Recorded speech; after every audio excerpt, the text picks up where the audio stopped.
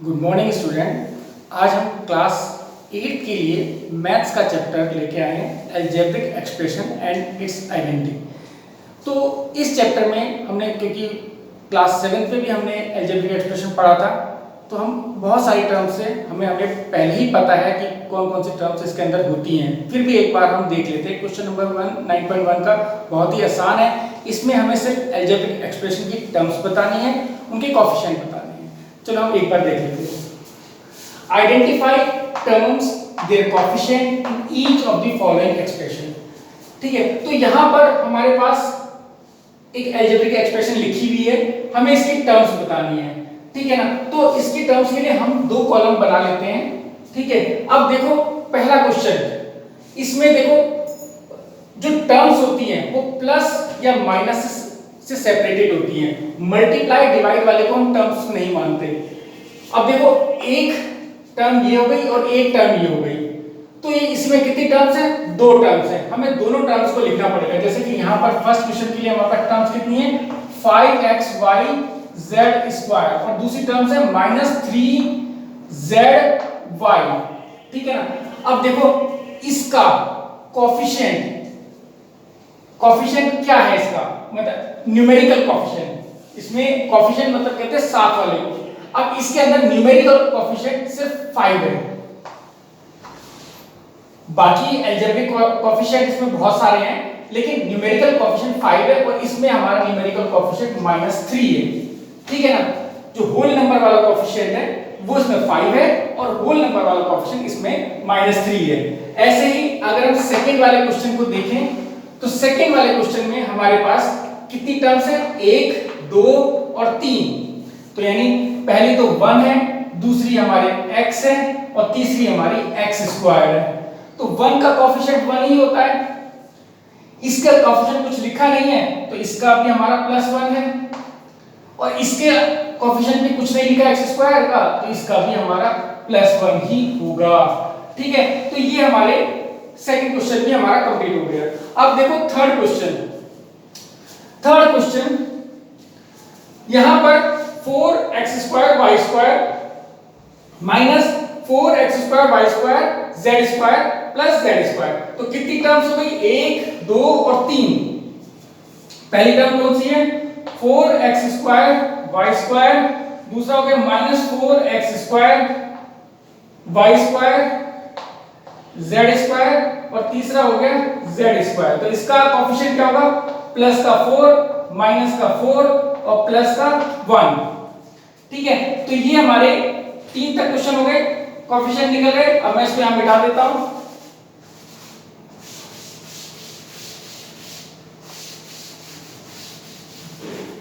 अब देखो fourth question, इसमें 1 2 3 और 4 टर्म है। पहली टर्म कितनी है इसकी? 3, दूसरी -p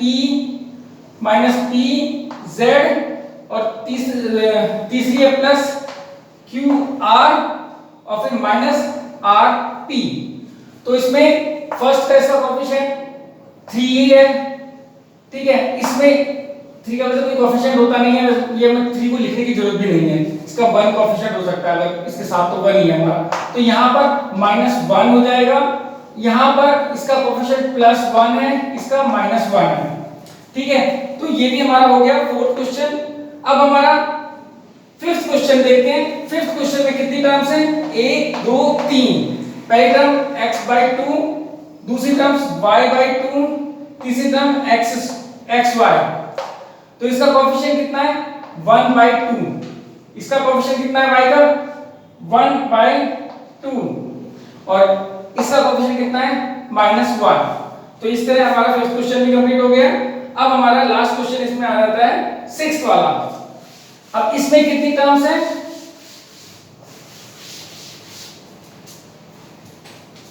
0.3a और 0.6ab और +0.5b। तो यानी कितनी टर्म्स हो गई? 3 टर्म्स हो गई। इसमें 0.3 है हमारा, 0.6 है और प्लस का 0.5। ये 3 हमारे कोएफिशिएंट हो गए। अब हम क्वेश्चन नंबर सेकंड करेंगे। क्वेश्चन नंबर सेकंड जो है उसमें हमें बताना है कि कोई भी टर्म मोनोमियल है, बाइनोमियल है, ट्राइनोमियल है। अगर इन तीनों में से कोई नहीं है तो do not fit in this category. हम पॉलिनोमियल को do not fit in this category लिख सकते हैं। ठीक है, अब चलो देखते हैं। तो पहली टर्म वहां पर है x प्लस वाई। अब देखो यहाँ पर एक टर्म दो टर्म, तो ये क्या हो गया हमारा बाइनोमियल हो गया। ठीक है ना, अब ये तो एक ही टर्म है तो क्या हो गई मोनोमियल। ये हमारे देखो 1 2 3 4, तो यहां पर एक पॉलिनोमियल है तो ये do not fit in this category. ठीक है ना, 1 2 3 कौन सी हो गई ट्राइनोमियल, 1 2 बाइनोमियल, 1 2 3 ट्राइनोमियल, 1 2 3 ये भी हमारी ट्राइनोमियल, 1 2 बाइनोमियल, 1 2 3 4 ये भी हमारी do not fit in this category. अब ये पी क्यू आर ये हमारा हो गया मोनोमियल, 1 और 2 दो टर्म है तो बाइनोमियल, और यहां पर 1 और 2 टर्म है तो ये भी हमारा बाइनोमियल हो गया। इस तरह हमारा ये सेकंड क्वेश्चन भी खत्म हो गया। अब आता है हमारा question number 3, add the following. तो इसमें ऐड करना है हमें। इस अलजेब्रिक एक्सप्रेशन में देखना है कि जितनी भी टर्म्स है हमारी, कॉमा तक एक टर्म है हमारी, अगर ऐड करना है तो एक तो तरीका ये है कि हम उसमें कॉमा की जगह प्लस प्लस जोड़ दें, कोई दिक्कत नहीं है। और दूसरा तरीका, मैं दोनों तरीके बता देता हूं। पहला तरीका हम करते हैं फर्स्ट मेथड। पहला मेथड जो है वो हमारा क्या है, जैसे कि a b minus B C है। अब देखो ये bc है तो bc के नीचे सेकंड वाले को bc ऐसे लिख दिया है, प्लस ca, ये ca अलग टर्म हो गई। ठीक है ना, अब यहां पर देखो ca थर्ड वाले में ca माइनस ab। ठीक है ना, तो हमने इसको बिल्कुल ऐसे का ऐसे ही लिख दिया और इसको हम प्लस कर देंगे। अब देखो ab प्लस का माइनस का कट गया, bc प्लस का माइनस का कट गया। अब यहां पर क्या आ गया हमारा 2ca, ये हमारा आंसर हो गया। एक मेथड तो सिंपल सा यही है। तो इस मेथड को अगर तुम्हें करना चाहते हो तो इस मेथड को कर लो, कोई दिक्कत नहीं है। अब दूसरा मेथड जो है उसमें क्या होता है, उस मेथड में हम क्या करते हैं, कॉमा की जगह प्लस लिख लेंगे। ab minus bc plus bc minus ca plus ca minus ab। ठीक है ना, हमने कॉमा की जगह प्लस लिख लिया। फिर अब हम क्या करेंगे, लाइक टर्म्स को इकट्ठा करेंगे। ab यहां पर है और दूसरा ab माइनस ab। ठीक है ना, फिर हम दूसरी टर्म लेंगे bc माइनस bc ये है और प्लस bc ये हो गया। फिर यहां पर ये ca हमारा प्लस का यहां पर है, प्लस ca प्लस ca, तो हमारा क्या आ जाएगा 2ca हमारा आंसर हो गया। ठीक है ना, तो ये सेकंड वाला मेथड जो है हम ऊपर नीचे रख के कर सकते हैं, लेकिन सेकंड वाला मेथड थोड़ा ज्यादा अच्छा, देखने में भी अच्छा लगता है और करने में मजा भी आता है। इसमें लाइक टर्म्स हम इकट्ठी कर देते हैं। ठीक है ना, तो अब ये हो गया, हम सेकंड मेथड से करेंगे बाकी वाले क्वेश्चन भी। तो पहला क्वेश्चन हो गया हमारा। अब दूसरा क्वेश्चन देखते हैं। तो इसमें हमें यहाँ पर प्लस लगाना है, बस इतना ध्यान रखना है। अब देखो a minus B plus A B, और यहां पर बीच में प्लस लगा दिया, plus b minus C plus B C plus c minus a plus A C. तो अब देखो क्योंकि दो लाइन में आ गया इसलिए यहां पर इक्वल टू लगा देना। ठीक है ना, अब हम इसको इसके नीचे अंडरलाइन लिखा a और फिर एक ये हो गया माइनस a। ठीक है ना, और तो कहीं a नहीं है। अब देखो माइनस b यहां पर है और ये देखो प्लस b यहां पर आ गया। ठीक है ना, अब यहां प्लस ab,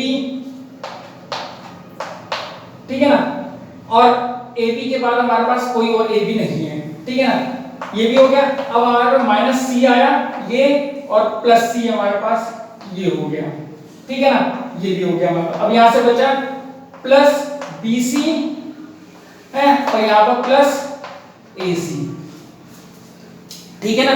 तो इतना लिख लिया हमने। अब देखो a से a कट गया, ये माइनस प्लस ये भी कट गया, और हमारे पास c से c कट गया हमारा। अब यहां से क्या बचा हमारा ab ये, और यहां पर प्लस bc ये, और प्लस ac, तो ये हमारा आंसर हो गया, ठीक है ना। तो ये सेकंड क्वेश्चन समझ में आ गया होगा तुम्हें, ठीक है। अब हम करते हैं थर्ड क्वेश्चन।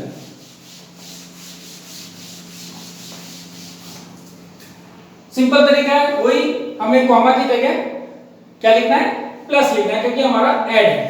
अब देखो यहां पर है 2p² q², ठीक है, minus 3pq plus 4 plus 5 plus 7pq, ठीक है, माइनस 3p² माइनस q², ये हमारी टर्म होगी, फिर इक्वल टू लगा लेना है हमें, ठीक है ना। अब देखो पहली टर्म क्या है 2p² q²। अब देखो ये वाली टर्म q² p² कहीं और है नहीं है, तो ये इतनी आएगी माइनस 3pq ये वाली टर्म।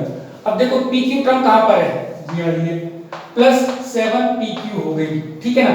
अब इसके बाद बचा प्लस 4 और यहां पर आगे प्लस 5 है, ठीक है ना, ये दोनों भी हो गए हमारे हैं। यहां बचा माइनस 3p² माइनस q², ठीक है। अब देखो इक्वल टू 2p² q² ऐसे ही रहेगा। यहां पर 7 में से 3 गए, कितने बचेंगे 4 प्लस के pq, ठीक है ना। 4 प्लस 5 कितना होता है 9 plus minus 3p² minus q², यही हमारा आंसर है, ठीक है। क्वेश्चन का आंसर में हो सकता है होल नंबर पीछे लिखा हो या कोई टर्म आगे पीछे की हो, कोई फर्क नहीं पड़ता उसको, ठीक है। अब हमारा चौथा क्वेश्चन इसका वो भी देख लेते हैं।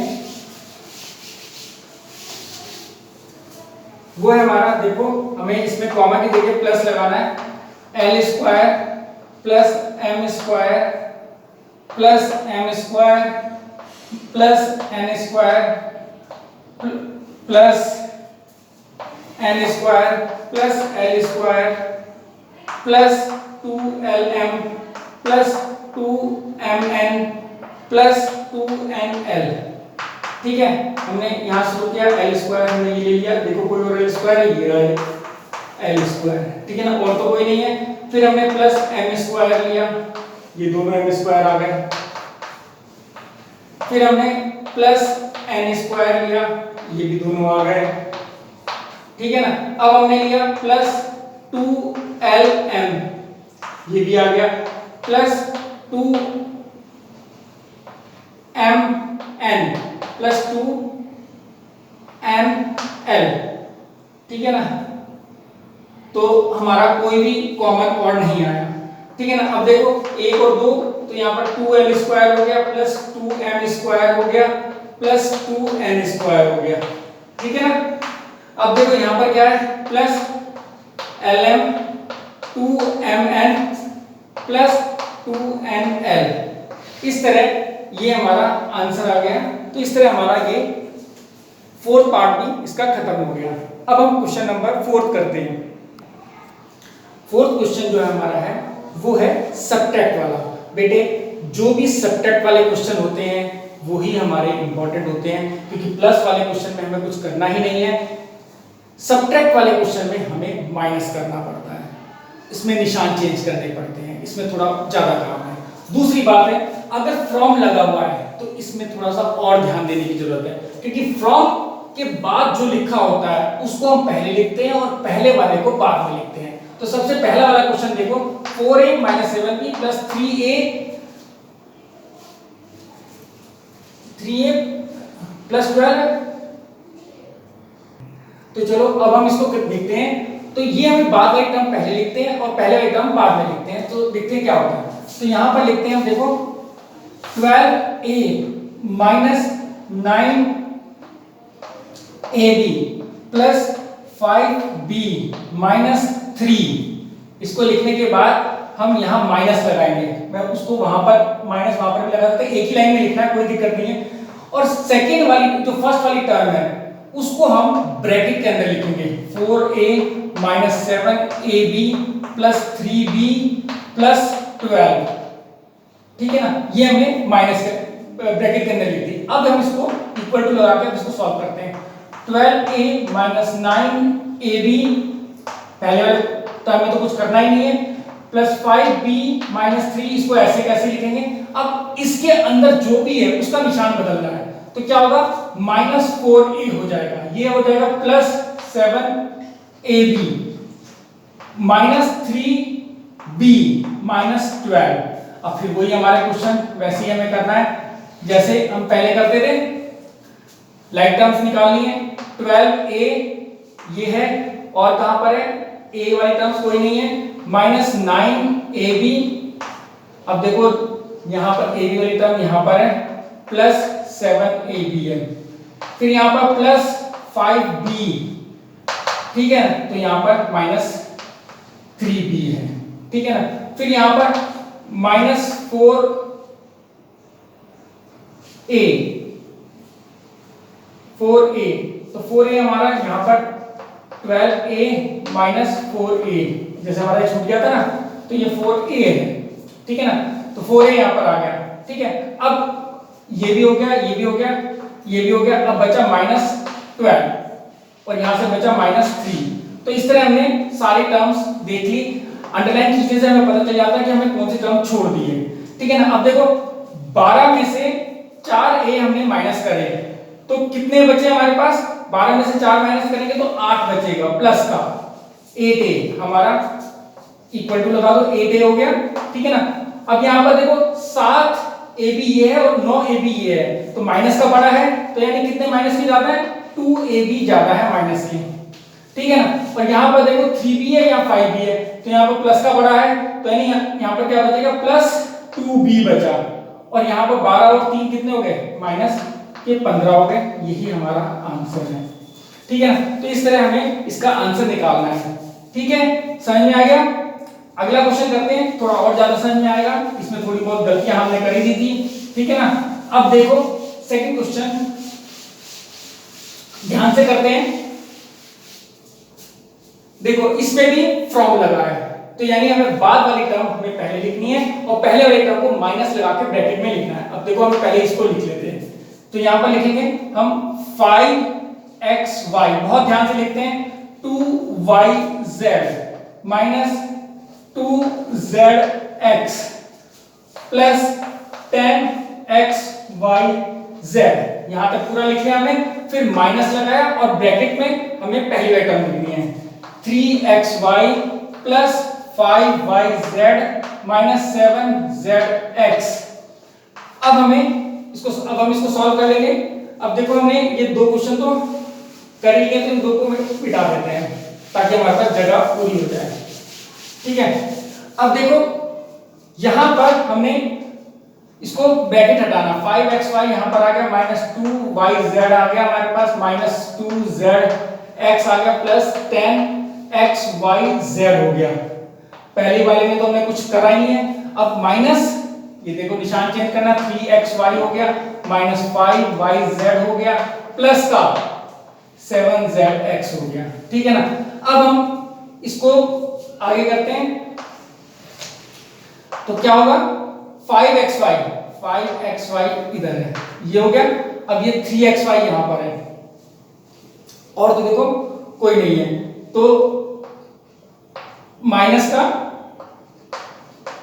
ये हो गया, ठीक है ना। अब माइनस का 2yz है, तो yz हमारे पास कहां पर है, देखो yz यहां पर है, माइनस का 5yz, तो ये भी हमारे पास हो गया, ठीक है ना। अब यहां पर आएगा माइनस 2zx, ये भी हो गया, तो हमारे पास zx कहां पर है, ये रहा zx, प्लस का 7zx, ठीक है ना, ये भी हो गया, और प्लस 10xyz, ये भी हो गया हमारे पास, और बाकी तो सारे खत्म ही हो गए हमारे पास, है ना। तो अब देखो यहाँ पर क्या है, 5 में से 3 गए, कितने बचे, 2 xy प्लस के, प्लस का ज्यादा है। अब देखो यहाँ 5 और 2 कितने हो गए, माइनस के 7yz हो गए, ठीक है ना। अब यहाँ पर देखो zx में 7 में से 2 निकाले, कितने बचे, प्लस के बचेंगे क्योंकि प्लस का ज्यादा है, 5zx हो गया, ठीक है ना, और प्लस 10xyz आंसर हो गया, ठीक है ना। तो इस तरह हमने ये भी आंसर निकाल लिया। अब हमारे पास लास्ट क्वेश्चन बचा इस चैप्टर का, वो हम करते हैं, ठीक है।